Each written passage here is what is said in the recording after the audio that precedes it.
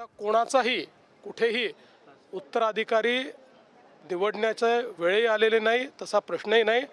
आणि जोपर्यंत माझा विषय आहे, माझा त्याच्याशी संबंधही नाही. मशिदीवरील भोंगे हटवण्याबाबतही राज ठाकरेंनी महाराष्ट्र सरकारला विचार करण्याबाबत म्हटलं.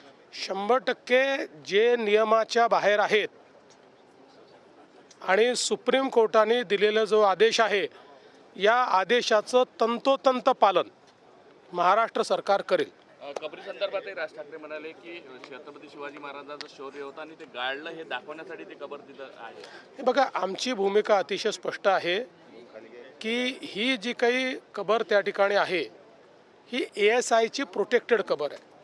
त्यामुळे आम्हाला औरंगजेब आवडो का न आवडो, कायद्याने 50, 60, 100 वर्षापूर्वी त्याला त्या काळामध्ये 60 वर्षापूर्वी प्रोटेक्शन मिळालेलं आहे.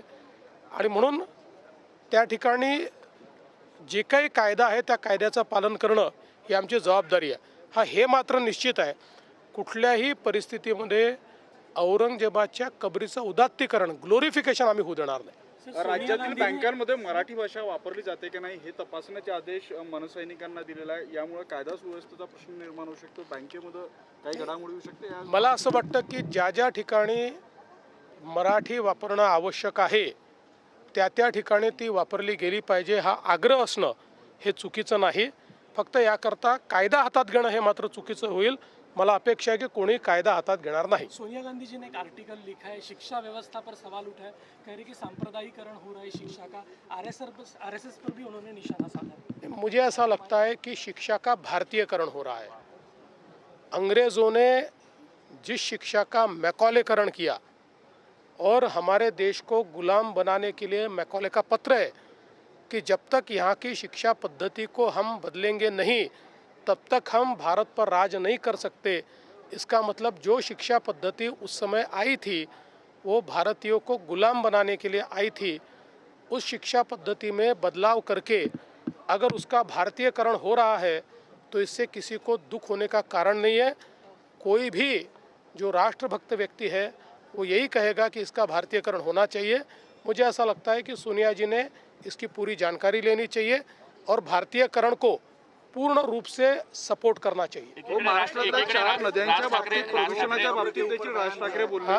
कुंभमेळा येतोय, 4 नद्यांचा देखील त्यांनी काल उल्लेख केला.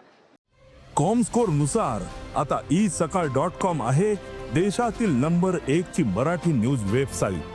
प्रत्येक अपडेटसाठी isakal.com ला नक्की भेट द्या. गोदावरीच्या बाबतीत देखील ते बोललेले आहे. निश्चितपणे महाराष्ट्रातल्या नद्या या निर्मळ झाल्या पाहिजे, त्या अविरल झाल्या पाहिजे असा आमचाही प्रयत्न आहे. याकरता आपण काही मिशन हातामध्ये घेतलेले आहेत.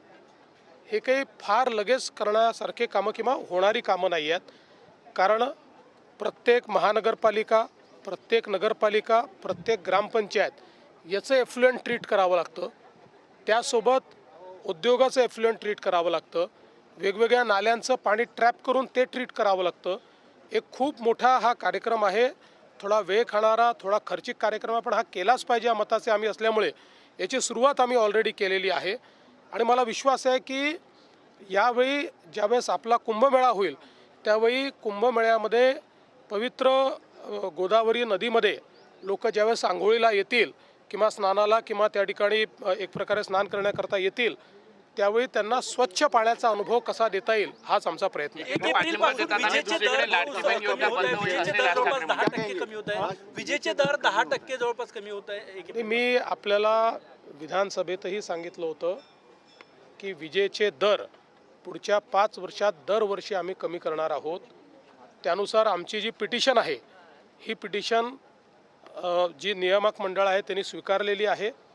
केवळ ती स्वीकारताना त्याच्यामध्ये काही मला असं वाटतं की कॅल्क्युलेशनच्या संदर्भात त्यांचं आणि आमचे मतभेद आहेत आणि म्हणून आम्ही एक रिव्हिजन देखील त्या ठिकाणी दाखल करणार आहोत.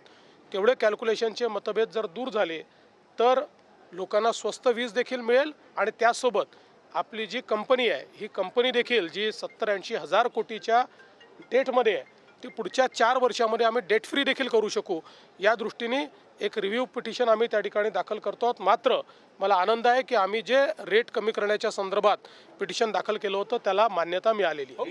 बीडमध्ये काय स्थिती आता बीडमध्ये काय स्थिती शांतता आहे, शांतता आहे. बीड मस्जिद फोडणीतील आरोपींची घरे पाडणार का असा सवाल ओएसी असं आहे की आता बीडमध्ये पूर्ण शांतता आहे आणि कोणीही जर शांतता भंग करणार असेल तर त्याच्यावर सारखीच कारवाई केली जाईल. राज ठाकरेंनी- योजना राज बंद ठाकरे- केली जाईल